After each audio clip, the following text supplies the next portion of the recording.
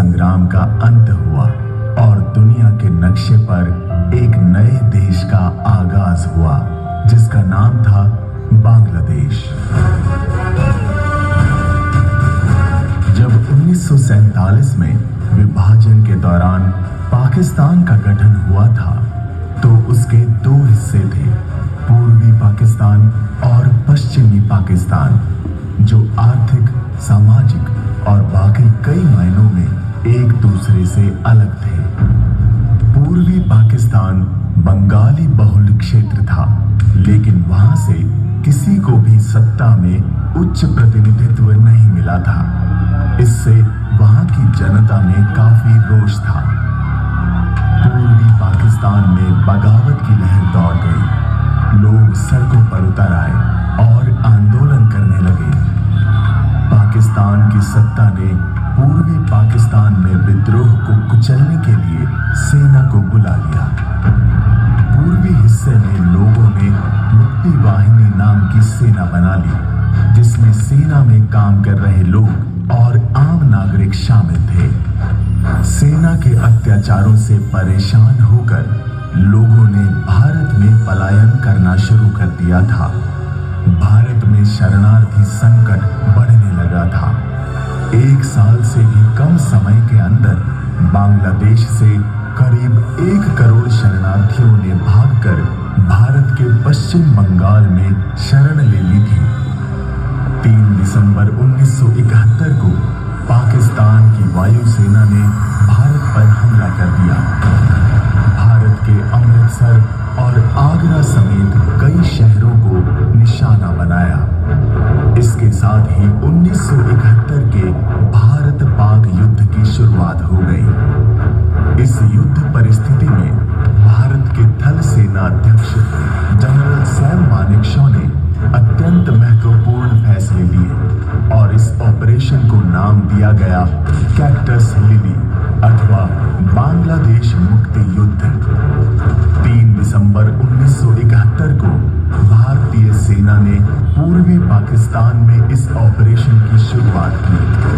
23 नवंबर 1971 को भारतीय सेना ने पूर्वी क्षेत्रों में घुसना शुरू कर दिया था और वो वहां पर बंगाल के राष्ट्रवादी संगठनों से जुड़ गए थे।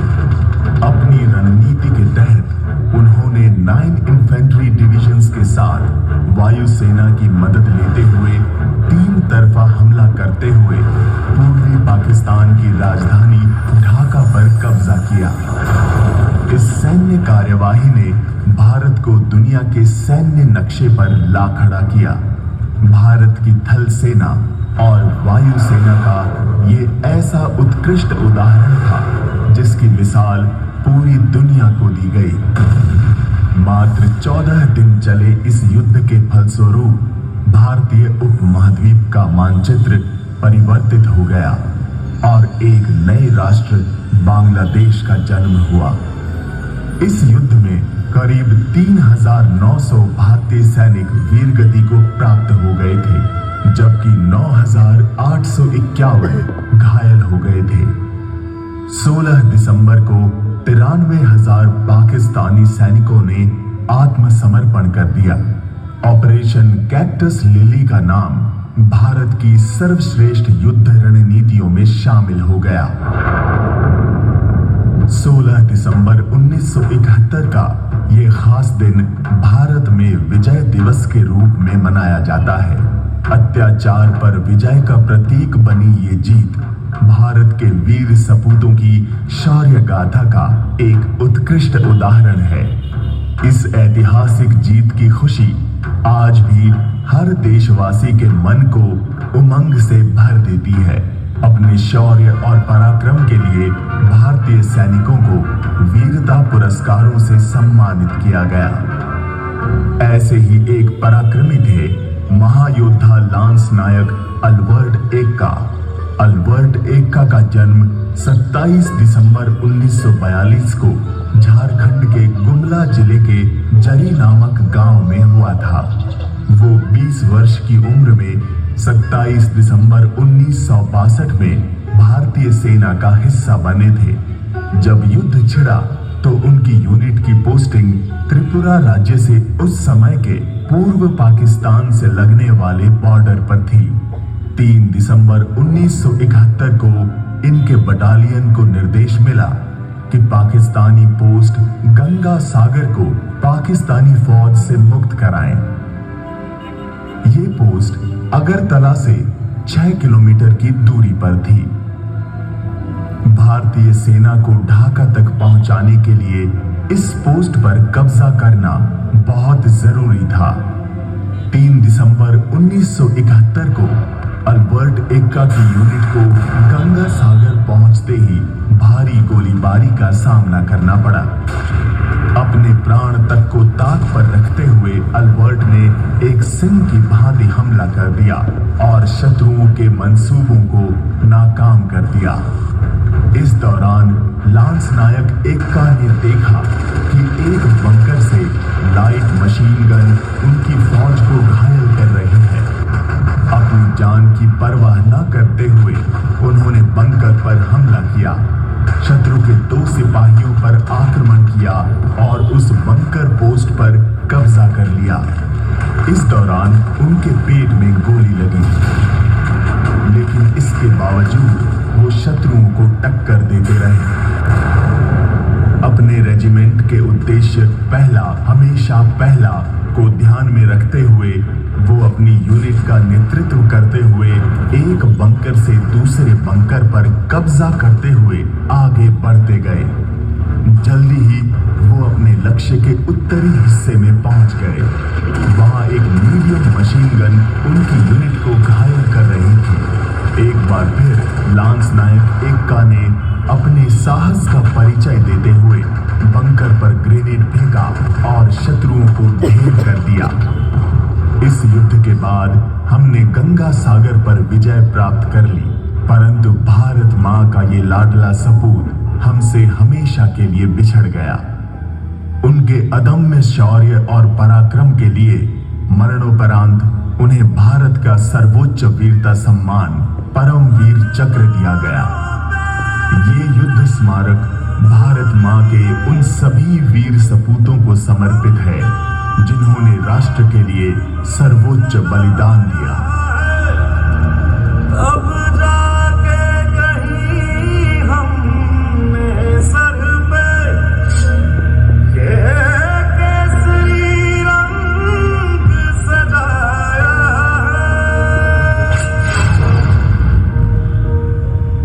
है। मेरी जमीन अफसोस नहीं जो तेरे लिए 100 दर्द सहे। महफूज रहे तेरी आन सदा, चाहे जान मेरी ये रहे न रहे।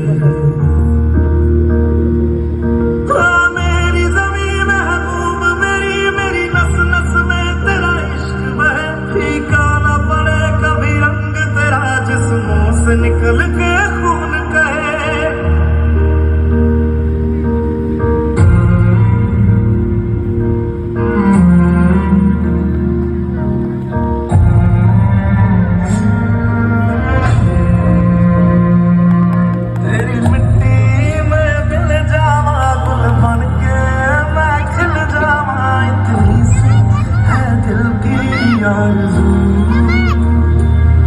तेरी नदियों में बह जावा, तेरे खेतों में लहरावा, इतनी सी है दिल की आरज़ू।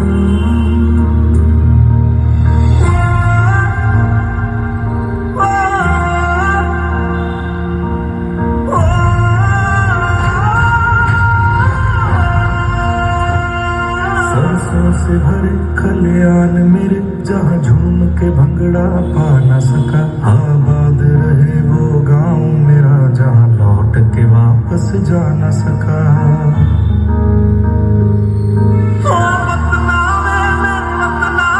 तेरा मेरा प्यार निराला था, कुर्बान हुआ तेरी अस्मत पे मैं, कितना नसीबों वाला था।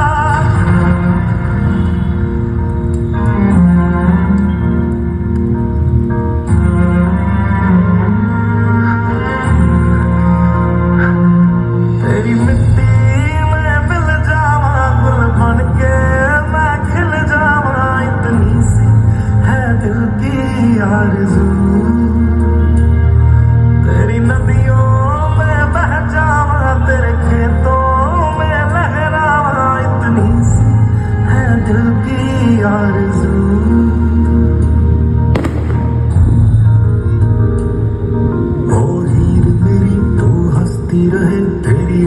घड़ी भर नम ना हो।